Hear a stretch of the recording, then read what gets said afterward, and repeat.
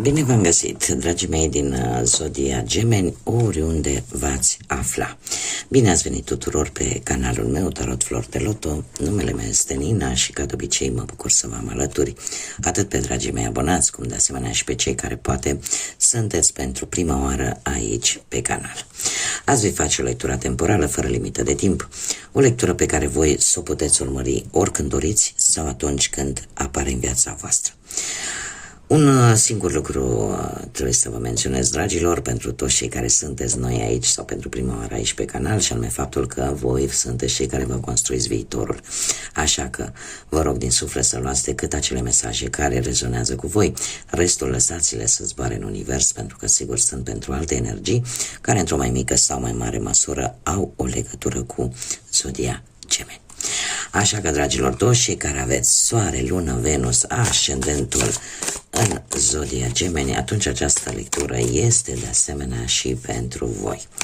Și haideți să vedem ce ne zice acest minunat oracol Yin și Yang pentru dragii mei din Gemeni. Un mesaj aleatoriu care ne vorbește de o răceală, de un control rece, cineva care vă observă, cineva care își ascunde sentimentele, care de obicei este o persoană foarte secretoasă așa și care își blochează emoțiile. Poartă o mască. Este un mesaj aleatoriu pentru unii dintre voi. Haideți să vedem acum cum sunteți voi, dragilor. Sunteți într-un echilibru din punct de vedere karmic.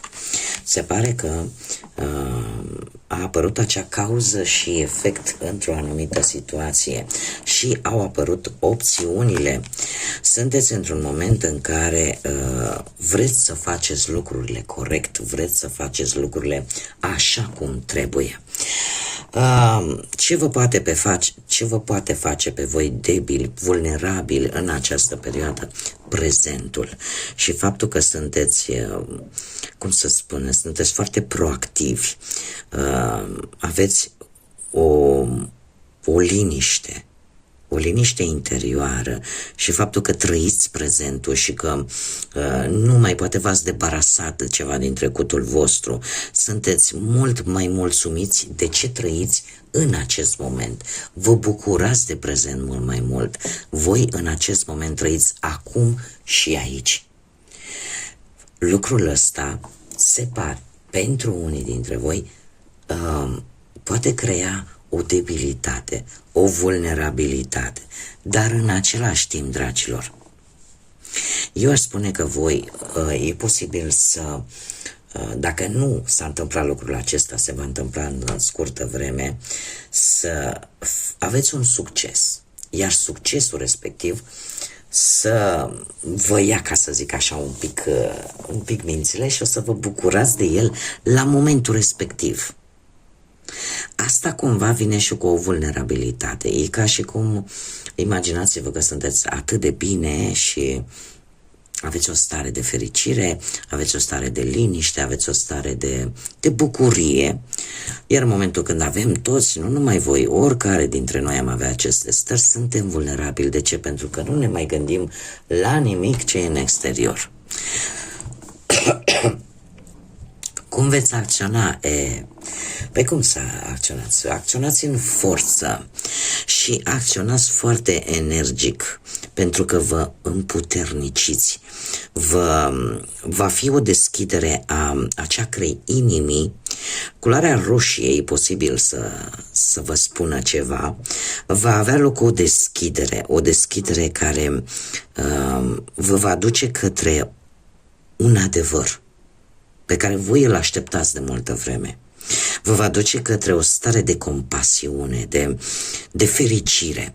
Dragilor, haideți să vă spun, ceea ce pe voi aparent vă face vulnerabili, de fapt vă va ajuta foarte mult.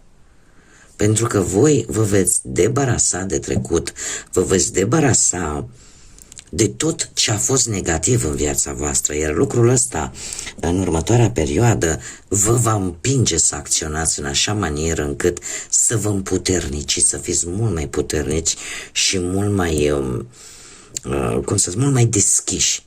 Iar ce este cel mai important, așa cum am mai spus, ceea ce ține de chakra inimii, ceea ce ține de, cred eu, mai mult pe partea asta sentimentală, da? Care va avea o deschidere foarte pozitivă pentru voi. Haideți să vedem ce ne spune și tarotul. Acest tarot pastoral pe care eu l-am ales astăzi pentru voi, pentru acest set de lecturi, să vedem ce vine pentru dragii mei din Gemeni. Pentru voi, dragilor. Haideți să vedem.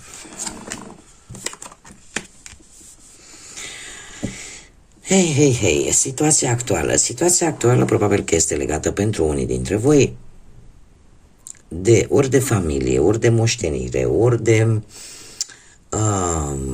stabilitate, ori de o reușită materială, care chiar dacă în acest moment nu aveți, se pare că va veni în curând și va fi pe o lungă perioadă de timp. Ne vorbește de asemenea de un progres. În acest moment voi experimentați un mic progres la nivel de muncă, la nivel de, nu știu, poate o creștere de salariu sau poate că vă gândiți la schimbarea de loc, da? La mutarea dintr-un loc în altul pentru care vine la rândul său cu anumite îmbunătățiri, mai ales din punct de vedere material. În general, se pare că voi experimentați o evoluție pozitivă cam pe toate aspectele vieții și dacă vorbim de partea sentimentală, mai ales cei care sunteți deja într-o relație, se pare că relația este solidă. Pentru unii dintre voi chiar ne vorbește de o nuntă, chiar dacă această nuntă are și interese materiale. Da, apare acest interes material. Acum, pentru cei singuri, se pare că pentru unii dintre voi a apărut cineva care e posibil ori să se tragă dintr-o familie care să aibă o situație materială bună, ori poate chiar respectiva persoană să aibă o situație materială destul de bună. Și apare, bineînțeles, și acest interes material. Acum, ce nu prea este în favoarea voastră, dragilor? Un 5 de bâte. Păi, cum să fie? Un anumit conflict. Un anumit conflict ori cu voi înșivă, ori o schimbare care a apărut în urma unui conflict în care fiecare credea că are dreptatea de partea sa, fiecare credea că cumva interesul său este primordial. În general, acest gen de conflict cu această carte vorbește de un conflict care apare mai ales în cazurile în care voi poate locuiți sub același acoperiș cu alte persoane, fie ele familiare sau nu. Cumva împărțiți aceeași locuință. Ce este? De ce nu este în favoarea voastră? Păi nu este în favoarea voastră. De ce? Pentru că toate aceste discuții, toate aceste neînțelegeri nu sunt bune, logic că nu sunt bune și cumva pe unii dintre voi vă obligă să vă mențineți calmul pe o lungă perioadă de timp, lucru care este destul de dificil. Da? Ce ar mai fi de spus? Faptul că ar trebui ca în următoarea perioadă să, mai ales în ceea ce privește, dacă vorbim de un conflict la locul de muncă, e bine totuși să vă faceți treaba bine, chiar dacă alții nu joacă tocmai curat în ceea ce vă privește pe voi. Sau poate că unii dintre voi vă doriți un anumit job care sunt mai mulți interesați pe respectivul job, da? Poate să ne vorbească și de o competiție, da? Pentru același lucru. Ce mai poate juca în defavoarea voastră? Faptul că mare atenție la bani, pentru că puteți ajunge cu banii la limită și în felul ăsta să riscați să nu puteți plăti chiar toate dările, tot ceea ce voi aveți de plătit, da? Cum de asemenea chiar și în viața sentimentală, cei care sunteți într-o relație, mare grijă pentru că pot apărea tensiuni, conflicte, dar nu neapărat din cauza voastră, ci din cauza unor alte persoane. Dar indiferent cum ți se cere să îți păstrezi calmul și să încerci să nu ripostezi să nu te angrenezi în aceste conflicte. Da? Bun, haideți să mergem mai departe. Ce este în favoarea voastră? Paradoxal, o să ziceți, domne, se repetă cifra 5, acum am observat, și avem o carte negativă pe o poziție pozitivă. Ce îmi spune asta? Acest 5 de monede, și după aia vă spun și semnificația cifrei 5. Acest 5 de monede, pe partea asta, ce este cumva în favoarea voastră, faptul că anumite adversități, fie ele chiar și materiale și de orice natură, care vin în viața voastră sau care poate chiar au venit în viața voastră, nu vor face altceva decât să îți dai seama de anumite lucruri importante. Pentru că este o carte care îmi vorbește într-adevăr de lipsuri, îmi vorbește într-adevăr de piedici. Dar ce este, cred că, cel mai important și de multe ori poate ignorat și de alte persoane, faptul că ne vorbește de un sprijin, ne vorbește de un ajutor. Știți cum e când suntem la pământ și nu suntem, de exemplu, persoane practicante, ca să spunem, din punct de vedere religios, sau poate nu dăm pe la biserică de foarte multe ori. Asta înseamnă că nu avem o credință. Dar atunci când ne este greu, majoritatea dintre noi, care, indiferent de ce credință am avea, cerem sprijinul, nu? Ajută-mă, scoate-mă din beleaua asta, din problema asta. Aici este, de fapt, partea pozitivă, partea favorabilă. Faptul că, de multe ori, lucrurile negative care ne vin în viață nu fac altceva decât să reînnoade o conexiune, fie ea spirituală sau o reconexiune cu alte persoane. Cu alte persoane care te pot ajuta și care își pot arăta adevărata lor valoare atunci când tu ai cea mai mare nevoie. Și atunci tu poți vedea în cine poți avea încredere și în cine nu, cine ți-a întins o mână de ajutor și cine nu. Iar asta este un câștig. Asta este o modalitate foarte bună de a face curățenie, practic, în viața voastră, în a vedea exact cine este pentru tine și cine nu.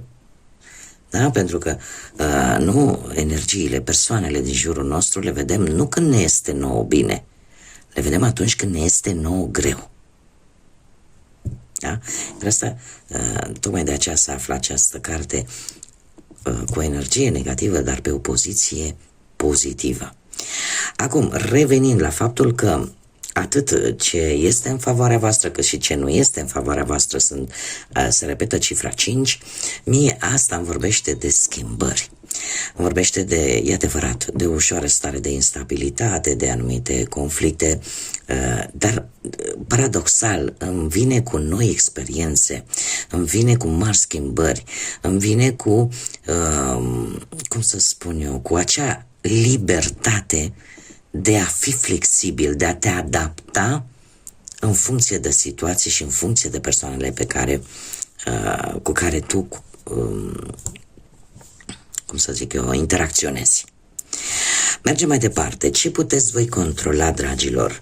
Și avem o regină de bâte. Dragilor, voi puteți controla vă puteți controla în primul rând energia dominantă.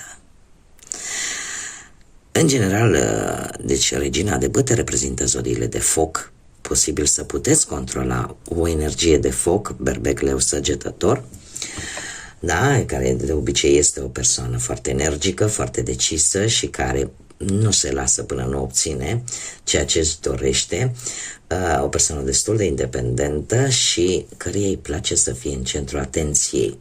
Dar cumva voi dețineți controlul poate vis-a-vis de această persoană. Dacă nu, puteți împrumuta caracteristicile acestei energii ale reginei de bâte în sensul că nu veți mai primi un nu ca și răspuns, veți fi mult mai magnetici, veți ieși mult mai mult în evidență, veți încerca să fiți mai independenți, să fiți mult mai deciși și să nu vă lăsați până nu veți obține ceea ce pe voi vă interesează. Și de asemenea, eu aș spune că ce puteți voi controla o anumită șansă. O șansă care vă poate aduce o reușită foarte rapidă, poate chiar în găsirea unui nou loc de muncă sau, nu știu, o reușită în orice domeniu ar fi el.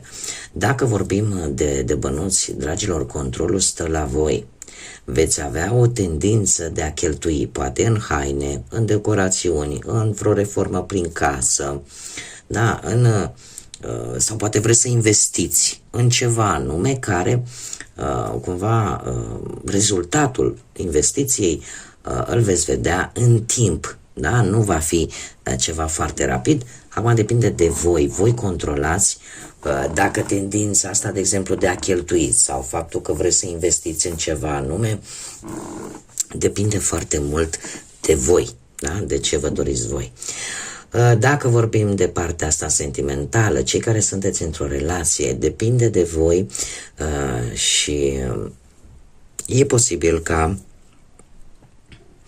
cumva apariția subiectului unui copil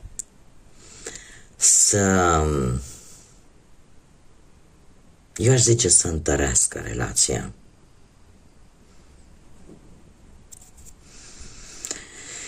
Acum trebuie să vă spun un lucru. E posibil ca, mai ales pentru cei care sunteți într-o relație, să există o energie care să aibă legătură cu zodiile de foc, așa cum am mai spus, berbec, leu, săgetător, care să aibă o anumită influență în ceea ce privește relația voastră. Care, mare atenție, poate să fie, dar e ceva ce voi puteți ține sub control. Da? Pentru că poate avea o influență atât negativă cât și pozitivă, mare atenție. Dar e ceva ce voi puteți controla. Iar cei care sunteți singuri, se pare că un moment, alarma pentru tratamentul meu, așa se întâmplă când trebuie luate multe pilule. Bun, deci revenind, dragilor, vorbeam de cei care sunteți singuri. Dragilor, e posibil ca, poate la locul de muncă, să fie apărut cineva cu această energie debordantă a unei regine de bâte, da? Cineva care poate deveni o relație amoroasă, depinde doar de voi, dacă rămâne la faza de prietenie valoroasă sau o relație amoroasă. Da? Alții, de exemplu, puteți găsi o iubire, nu? Prin intermediul internetului sau printr-o întâlnire sau printr-un concert, prin intermediul unui eveniment în care participă mai multe persoane. Dar, cum am mai spus, depinde de voi dacă rămâneți în faza de prietenie valoroasă sau de o relație amoroasă. Controlul dețineți voi. Ce nu puteți voi controla? Voi nu puteți controla, dragilor, și avem steaua. Nu știu dacă soția Vărsător vă spune ceva, posibil să nu puteți controla pe cineva din Vărsător, care este rebelul zodiacului, dacă vorbim un pic de zodia Vărsător, da? Dar, în general, așa, ce nu puteți voi controla este faptul că există anumite forțe care te împing să mergi înainte, care îți redau poate speranță atunci când tu poate nu o mai găsești, care poate îți aduc anumite șanse bune după perioade destul de dificile, care te ajută cumva să te ridici de jos și să spui, știi, uite, totuși pot să merg înainte, pot să trec și peste asta. Iar asta cumva nu ține de voi. Asta nu e ceva ce voi puteți controla. Poate că mulți dintre voi ați experimentat, nu știu, anumite lucruri care aparent nu aveau nicio logică, dar ele se întâmplau și erau un lucru bun pentru voi. Da? Dar se pare că, știți cum e, cu viitorul e scris în stele. Da, există acolo cineva sus care vă și iubește. Haideți să vedem ce mesaj are copilul interior din voi, ce vrea să vă spună, să vă comunice, dragilor din Gemeni. Un mesaj pentru dragii mei din Gemeni, creativitate și creștere. O, ce frumos! Haideți să vedem. Deci copilul din voi, acel copil de care de multe ori uităm, ne spune așa: creativitate, imaginație, inovație și expresie. Se pare că unii dintre voi ori sunteți în faza de lumină în care sunteți foarte expresivi în ceea ce faceți, sunteți foarte inovatori și vă imaginați lucruri foarte faine, foarte bune. Alții dintre voi, din păcate, sunteți în partea de umbră, ca să zic așa, în care sunteți un pic blocați, un pic mai rigizi și vă conformați cam cu tot ce vă vine, vă conformați fără să puneți prea multe întrebări. Per general, pentru cei care s-au regăsit cu acest mesaj, încercați să scoateți la suprafață acel potențial creativ. Lasă ca ideile tale să curgă, să fie fluente. Nu le bloca, nu le opri. Asta îți spune copilul interior din tine. Sunt anumite idei care aparent par de neconceput, de nerealizat, dar vă spun că o să fiți surprinși, pentru că viața ne surprinde. Că anumite idei și cele mai nebunești idei, dacă o luăm de-a lungul timpului, o să vedem că au ajuns realitate. Și la vremea respectivă nici măcar nu se concepea, li se părea că era ceva de neconceput, de nerealizat. Dar ele au devenit realitate. Așa că cei care aveți planuri, idei, care vi se par ușor excentrice, nu ați face rău să le și puneți să începeți să le dezvoltați. Că până la urmă mai bine să-ți pară rău. Am încercat și nu mi-a ieșit decât să-ți pară rău, dar dacă mi-ar fi ieșit. Acum, avem creșterea. Creșterea, partea luminii, pentru unii dintre voi, ne vorbește de o creștere care îți aduce stabilitate, îți aduce calm, îți aduce bucuria prezentului. Și avem pe alții dintre voi care pe partea de umbră se pare că nu prea vă odihniți, aveți o luptă interioară și vă detașați foarte repede de anumite, de anumite lucruri. Poate de multe ori fără un motiv anume. De fapt, cu ce mesaj vine această carte? Cu acela de a te împământeni, a fi conectat cu pământul și să-i găsești în așa fel, să-ți găsești tu centrul. Asta ce înseamnă? Este un mesaj foarte clar care, dragilor din Gemeni, în special vouă, nu știm foarte bine, zodia Gemeni are două fețe care de multe ori se contrazic, care își schimbă opiniile foarte repede, fără neapărat un motiv anume. Este, ca să zic așa, fiecare zodie are și partea ei un pic mai negativă, să zic așa, sau neapărat negativă, mai puțin dezvoltată. Fiecare zodie o are, nu există. La voi, tocmai faptul că vă plictisiți foarte repede și, în general, cum să zic eu, vă schimbați opiniile cu foarte mare ușurință. Totuși, în această perioadă, când voi urmăriți această lectură, mesajul vine foarte clar. Încearcă să stai împământenit, încearcă să fii focusat acum pe o anumită situație, pe o anumită problemă. Fii mai conectat și nu-ți schimba gândirea, opinia foarte repede, înainte de a o analiza în felul tău unic, folosindu-te de inteligență, de istețime, da? Și de comunicare. Dar încearcă să îți găsești centrul, să nu mai balansezi stânga, dreapta. Dar încearcă să rămâi focusat, practic. Bun, dragii mei, cam atât am avut de spus. Eu vă mulțumesc din suflet tuturor pentru atenție, vă mulțumesc pentru faptul că sunteți alături de mine, sunteți prin mesajele voastre, prin like-uri, prin distribuiri, prin faptul că vă abonați, contribuiți în dezvoltarea acestui minunat proiect pe care eu l-am început aici pe YouTube, așa că mii de mulțumiri tuturor, iar până data viitoare când ne vom reîntâlni, eu vă doresc tot binele din lume și fiecare clipă, fiecare moment să vă aducă ceea ce voi vă doriți. Numai bine și să fiți iubiți, dragilor!